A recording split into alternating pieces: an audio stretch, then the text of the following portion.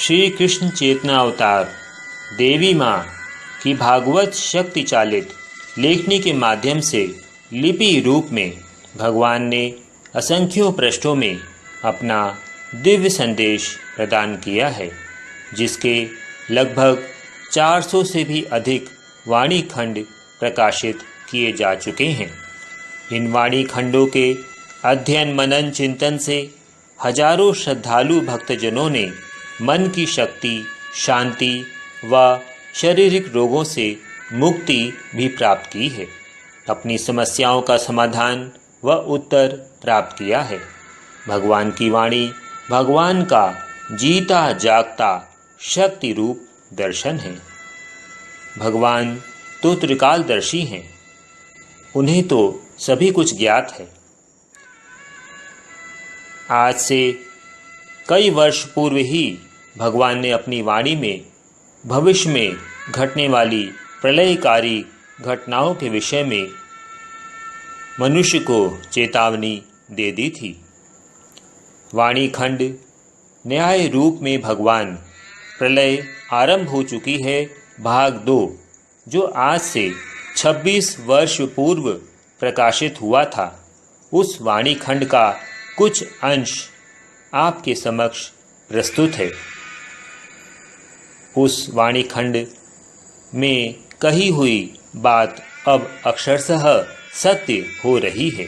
भगवान कहते हैं, संसार में दिखाई देती यह प्रकृति सर्वत्र व्याप्त है और इसी रूप में वह भगवान का दर्शन है। जब केवल धर्म अधर्म के युद्ध के द्वारा धर्म का संस्थापन करते हैं, तब भगवान अपने धारण किए हुए शरीर के द्वारा ही सब कुछ करते हैं। किंतु जब सारे क्षेत्र पर अधर्म अधिकार करने की चेष्टा में होता है, तब भगवान मनुष्य की उन चेष्टाओं की समाप्ति उन सभी प्राणियों का विनाश करके करते हैं जो अधर्म को ही धर्म बनाकर संसार में मानवता की हत्या करने में निरंतर लगे रहते हैं। जब सारी धरती पर ही ऐसे तत्व बिखरे हुए हैं, तब उस धरती को ही नृशंस हाथों से मुक्त कराने के लिए ही तो कभी भगवान ने शूकर का अवतार लिया था। आज किसी व्यक्ति विशेष को समाप्त कर देने से ही समस्या का समाधान नहीं हो सकता था, तब भगवान ने पंच तत्वों को सक्रिय कर दिया। ये पंच तत्व हमारे सत्कर्मों और दुष्कर्मों के साक्षी भी हैं। भगवान के अनुसार अब सभी तत्व सक्रिय हो चुके हैं, इसलिए सभी ओर से सभी के द्वारा सामूहिक विनाश ही होगा। जल नदी का हो या समुद्र का, अविश्वसनीय रूप से अपना विकराल रूप ही धारण करेगा। अभी ये घटनाएं देश विदेशों में ही होंगी।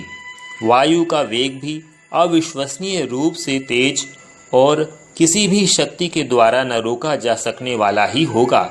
मनुष्य के अपने स्वरूप की ही विभत्सता उसकी अपनी पारस्परिक हत्याओं का कारण बनेगी।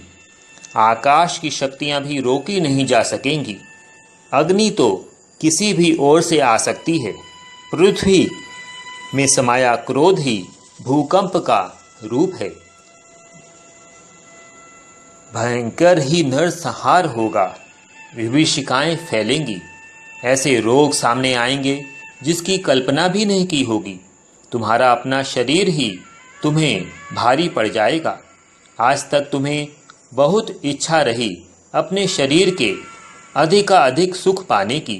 शरीर के लिए ही अपना समय और जीवन के सभी सुख साधनों को बचाने की, मगर किस काम आया? इसका तुम्हें क्या लाभ मिला? यह भी शीघ्र ही स्वयं समझोगे, जब तुम्हारा अपना शरीर ही तुम्हारे दुख और कष्ट का कारण बन जाएगा। जीवन चाहते थे, मगर अब चाहोगे नहीं, क्योंकि समय ही ऐसा आ गया है। वे बीमारियां जो कभी नाम रूप में नहीं जानी थी, जिनका कारण तुम मनुष्य स्वयं ही होगे, मगर तुम्हारा धन, तुम्हारा डॉक्टरों वैद्यों के द्वारा इलाज कुछ भी काम नहीं आएगा। तब से कष्ट से मरना चाहोगे, मगर मेरी इच्छा के बिना तो मर भी नहीं पाओगे। इस सत्य को जान लो, और यदि अब तक इन पंजों से बचे हुए हो तो अभी भी अवसर है तुम्हारे पास स्वयं को मुझे समर्पित कर देने का। देखो संसार में किस तरह रोग तुम शरीरों से ही उत्पन्न होकर तुम शरीरों में ही जा रहा है। भगवान की एक एक बात जो उन्होंने 26 वर्ष पूर्व कही थी अक्षरशः सत्य हो रही है। भविष्य में घटने वाली अन्य घटनाओं के विषय में भगवान ने अन्य वाणी खंडों में भी बताया है, जिसके विषय में आगे बताने की चेष्टा करेंगे।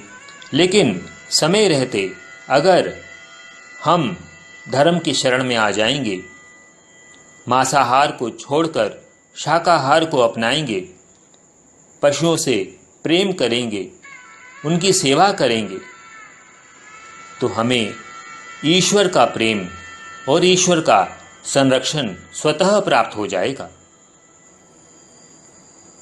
ओम शिव हरि।